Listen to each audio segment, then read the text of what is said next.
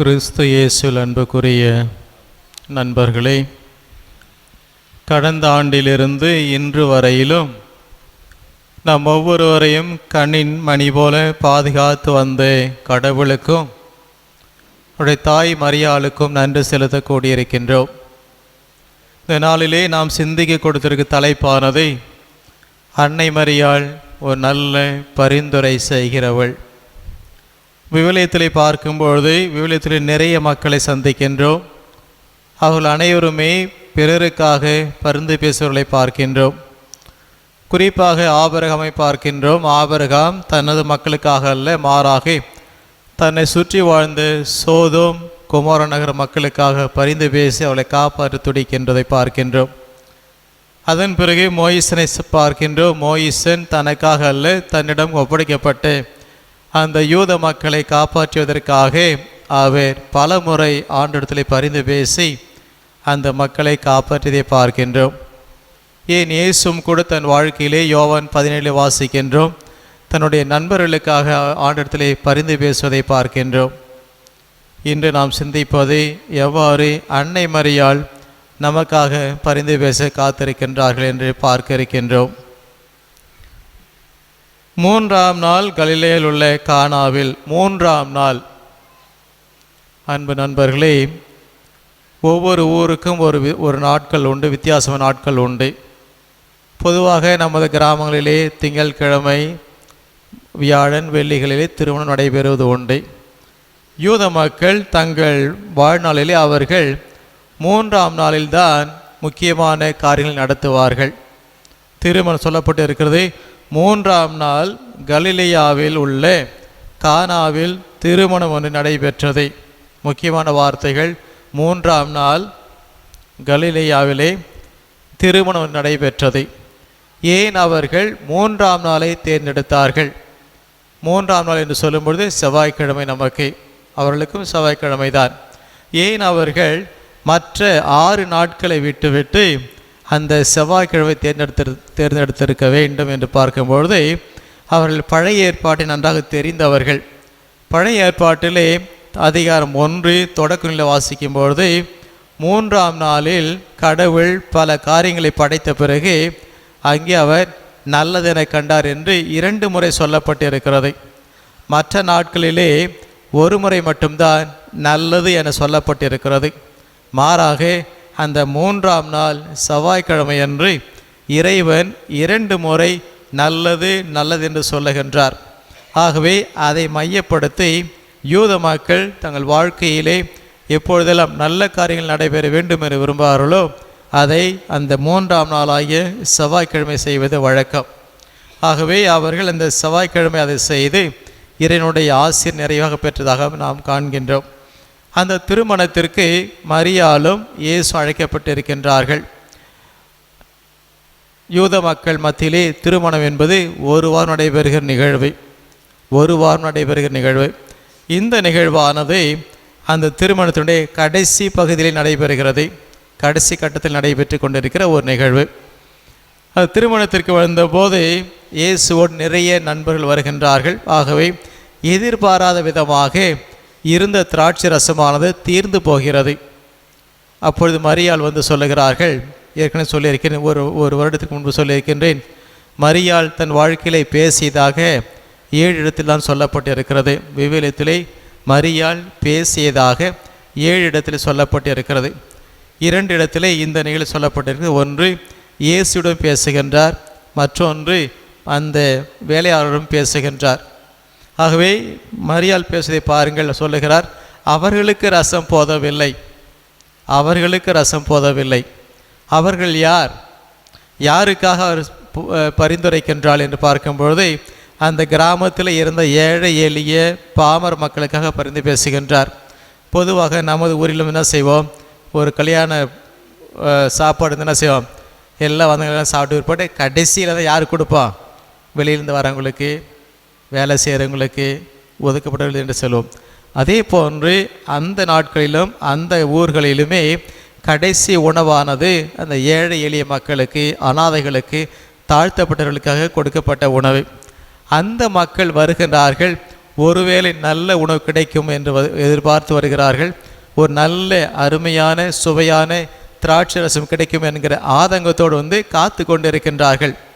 இந்த நேரத்தில் தான் மரியாள் பார்க்கின்றால் இருந்த திராட்சை ரசம் தீர்ந்து போய்விட்டதை என்ன செய்தென்று தெரியாமல் சொல்லுகிறார், அவர்களுக்கு ரசம் போதவில்லை என்று சொல்லுகின்றாள்.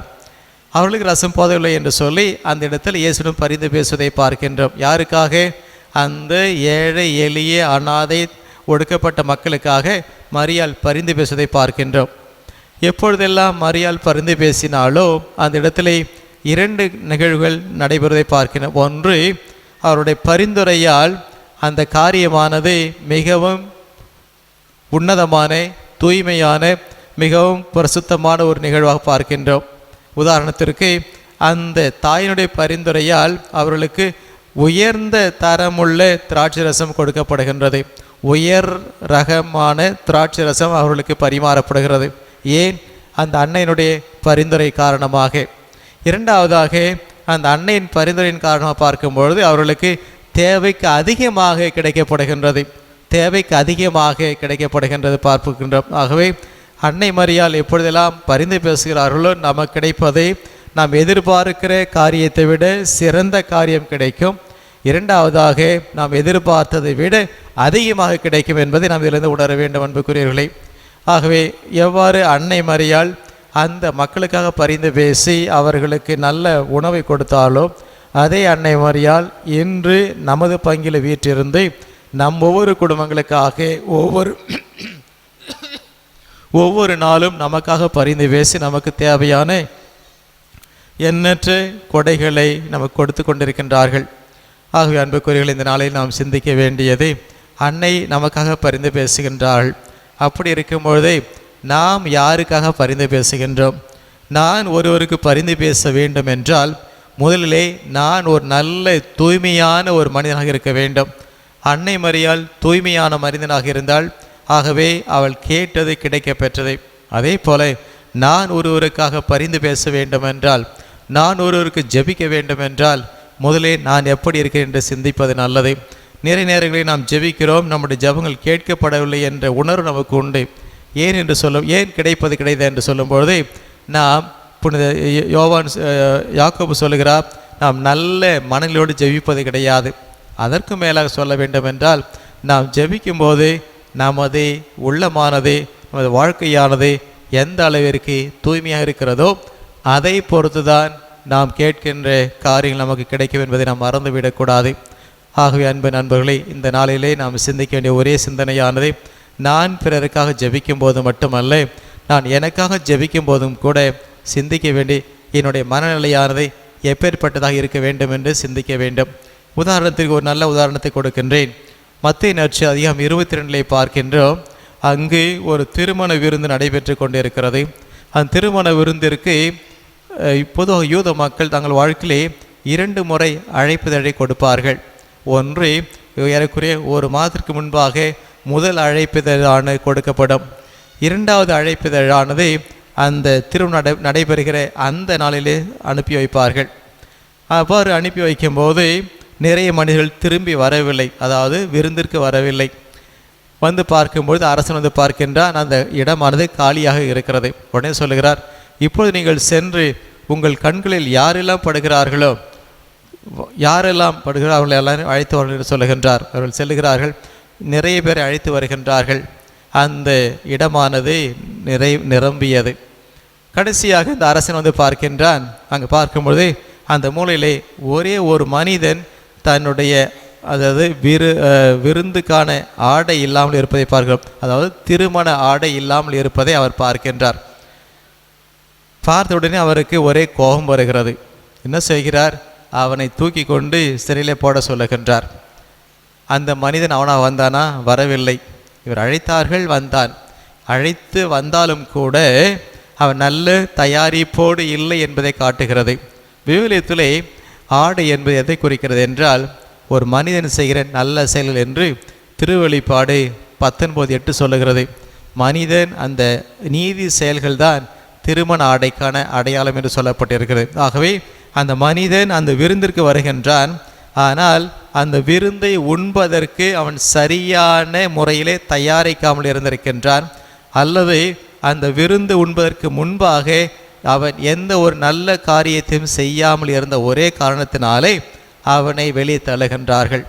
நமது வாழ்க்கைக்கு வரும்பொழுது சொன்னது போல, எனக்கு ஒரு காரியம் வேண்டும் என்று பரிந்துரைக்கும்பொழுது, ஜபிக்கும்பொழுது, நான் தூய்மையாக அல்லது என் வாழ்க்கையிலே நல்ல காரியங்களை செய்யாத நான் எப்படி நல்ல காரியங்களை எதிர்பார்க்க முடியும்? மரியாள் நல்லதே செய்தார்கள், நல்ல காரியங்களை பெற்றுக் கொடுத்தார்கள். அதே போல இந்த ஆண்டு இந்த விழா கொண்ட நேரத்தில் சிந்திப்பது நல்லதை. கடந்த ஆண்டிலிருந்து இதுவரையிலும் இறைவனை காப்பாற்றியிருக்கின்றார், நம் ஒவ்வொருவரையும் காப்பாற்றியிருக்கின்றார்.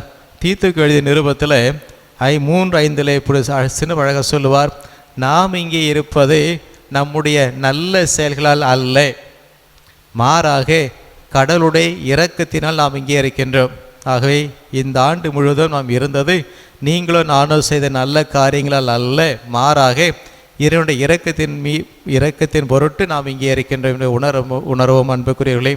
ஆகவே மரியாளை போன்று எவ்வாறு மரியாள் ஒவ்வொரு நாளும் நமக்காக பரிந்து பேசுகிறார்களோ, அதே போல் நாம் ஒருவரும் பிறருக்காக பரிந்து பேசுகிற மக்களாக இருப்போம், பிறருக்காக ஜெபிக்கிற மக்களாக இருப்போம். இந்த விழாவில் ஒரு முடிவு செய்வோம், நாம் நமக்கு எதிரியாக கூட இருக்கலாம், அவர்களுக்காக ஜெபிக்கிற ஒரு பழக்கத்தை உருவாக்குகின்ற மனப்பக்குவத்தை தர வேண்டும் என்று இரண்டு திருப்பலியிலே மன்றாடுவோம். ஆமேன்.